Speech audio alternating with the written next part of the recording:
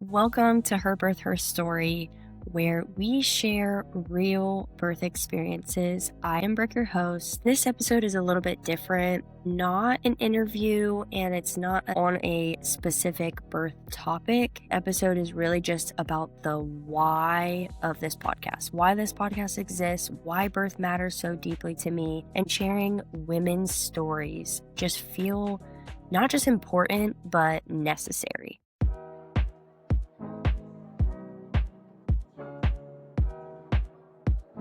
Wanted to take a few minutes to just you into my heart a little bit more before we really kick things off. This podcast didn't just come from nowhere, it came from years of listening, unlearning, witnessing, and feeling just this quiet pull that I could no longer ignore. I want to start off with who I am.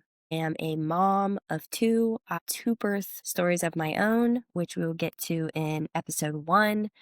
I am a wife and I'm someone who just has been drawn to wellness and the way that we're designed to function. I am a big believer that every single person out there is a bio individual. So just because something the textbook says should happen doesn't mean that that is what is best for me or somebody else out there. Have spent years just looking into and learning all of these different things around health, wellness. I definitely take more of the natural route before I go medical, just from personal preferences of things that I've learned. But I also believe that there is a time and place for medical, but as with everything, whether it is natural or medical, you get to decide. Your healthcare is not a command, it is a collaboration, and that is the same in the birth world. As I stepped into a season where more and more of my family and friends were becoming pregnant, having babies, I noticed just over and over again that birth was just often this place where women felt the most confused, disempowered, or disconnected from their own bodies and their own intuition. That matters because birth isn't just something that happens in a day. It takes time, and your body is doing certain things at certain times to help you for the grand finale of labor, delivery, and postpartum. It is not just a medical event. I just feel like Hollywood has portrayed it to be that it is something that is so scary, that it has to be medicalized. That's the only way to get through it, that you have to birth with an epidural. And if you don't, then you will have complications. Not always the case. And I just think that there's so much power in knowing your options and knowing how your body was designed to work. Something that can shape how a woman sees herself, her body, and her power for years to come. Birth feels empowering, whether you're neutral about your birth or it is a traumatic birth, it leaves an imprint on your life. And for a long time, I didn't even realize how much birth actually mattered to me. I think that's because we're taught not to look too closely at it. It's just often presented to us in two extremes, either terrifying and dramatic and everything's an emergency, or it's over romanticized and just unrealistic to where it just sets people up failure. And honestly, most of what we see is the Hollywood version, the screaming, the panic, emergency energy, the idea that women's body is a ticking time bomb that needs saving. That version of birth is not the whole story. Often it's not even the safest or the most accurate one. Real turning point for me was my sister-in-law, just watching her journey, listening to her experiences, and in the room with her when she delivered her second baby. My eyes to what birth can actually look like. There's not just a Hollywood version of birth, that there are plenty of different versions of birth that you have to educate yourself on the pros and the cons and decide what is best for you, your body, your baby, and your birth. and my sister-in-law helping her through contractions. At the beginning, she told all of us in the room that was in there exactly kind of what she expected, kind of her birth plan of the things that would help her, reading scripture, praying with her, helping her breathe through contractions. Just remember the moment that it all changed for me.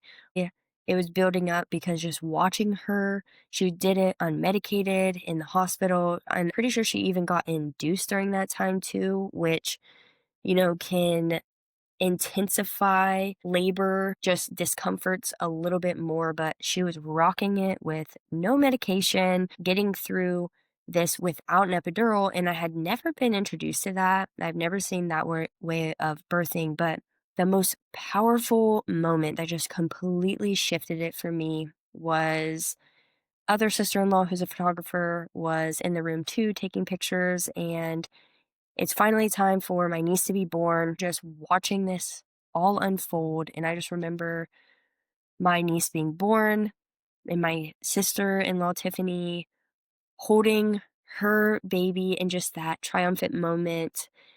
And it just honestly felt like the room just stopped and we were all just praising God and just how amazing my sister in law birthday. I just remember looking at my other sister in law, Brooklyn, and we just started bawling. It was the most beautiful moment. And from that moment on, I knew that I needed to actually be intentional about birth and not just treat it as just something that pops up, but actually prepare myself.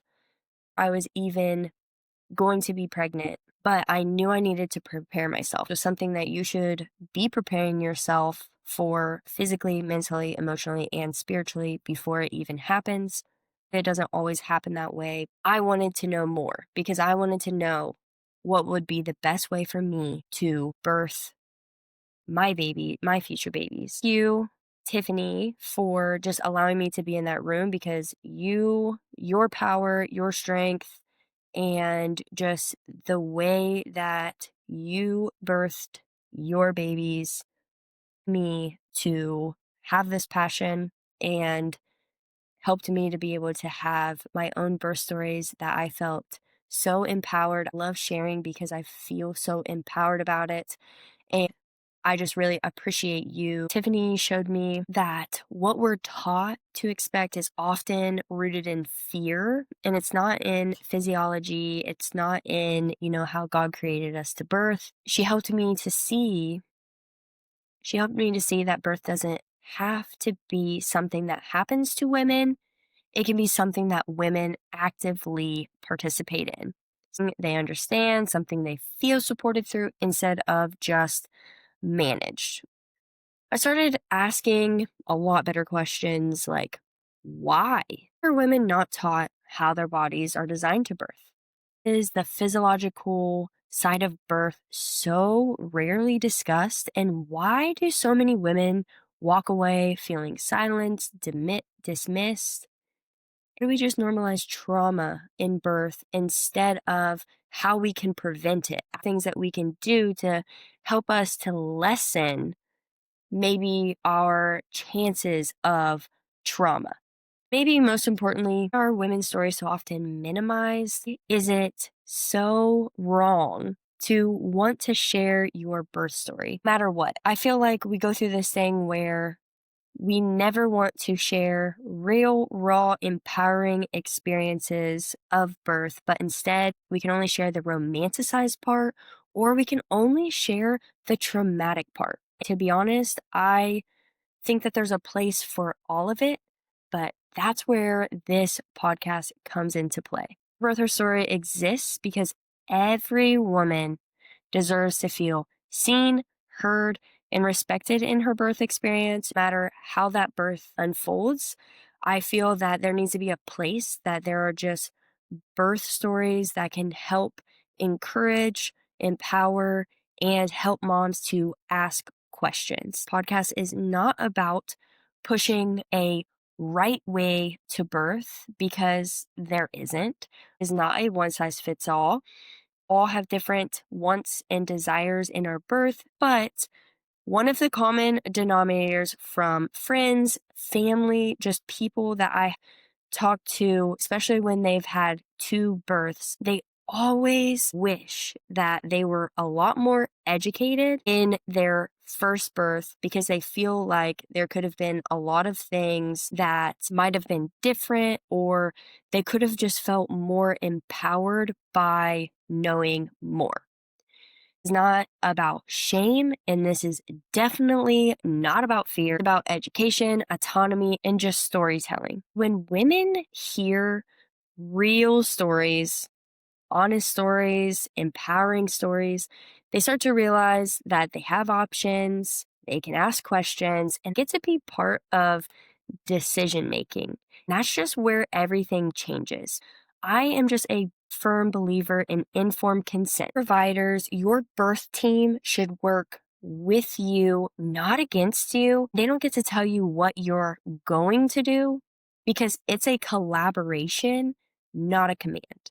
A lot of times I feel that because us as women are in this state mentally, emotionally, physically, spiritually, in labor land, that a lot of times we kind of get taken advantage of, to where instead of really asking and educating, we are just told what needs to happen. And sometimes those things do need to happen, but a lot of times it ends up being something that was unnecessary and pushed because they have a time limit, not because that time limit is actually an emergency. So that is one of my biggest hearts behind birth and behind this podcast, is helping women to feel empowered, help them to just ask questions and just reclaim their birth.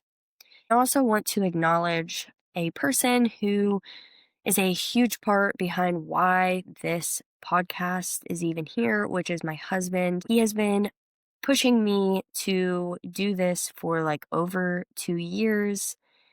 He's my biggest supporter, and he has been my biggest supporter in everything that I do, especially both of my births. And into that in the next episode. I share my birth stories. Already saw that I was helping out a lot of my friends, family, and just sharing things that I was learning, questions that I was asking.